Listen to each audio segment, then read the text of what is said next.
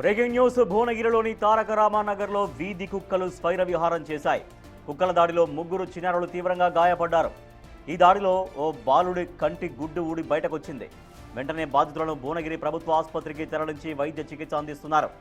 వీధి కుక్కల బెడదపై స్థానికులు తీవ్ర ఆందోళన వ్యక్తం చేస్తున్నారు. మున్సిపల్ అధికారులు తక్షణమే చర్యలు తీసుకోవాలని కోరుతున్నారు.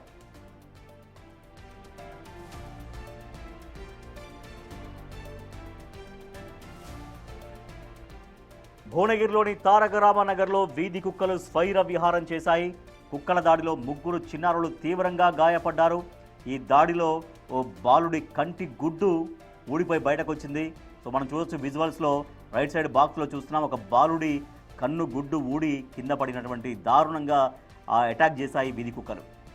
వెంటనే బాధితుల్ని భువనగిరి ప్రభుత్వ ఆసుపత్రికి తరలించి వైద్య చికిత్స అందిస్తున్నారు. వీధి కుక్కల బెడదపైన స్థానికులు తీవ్రంగా ఆందోళన వ్యక్తం చేస్తున్నారు. సో ఎప్పటి నుంచి ఒకటి వీధి కుక్కలు భయభ్రాంతులకు గురి చేస్తున్నాయి, పిల్లలపైన అటాక్స్ చేస్తున్నాయి. సో మున్సిపల్ అధికారులు తక్షణమే చర్యలు తీసుకోవాలంటూ అక్కడ స్థానికులు డిమాండ్ చేస్తున్నారు. సో చాలా దారుణంగా గాయపడ్డటువంటి ఒక బాలుడి విజువల్ మనం చూస్తున్నాం.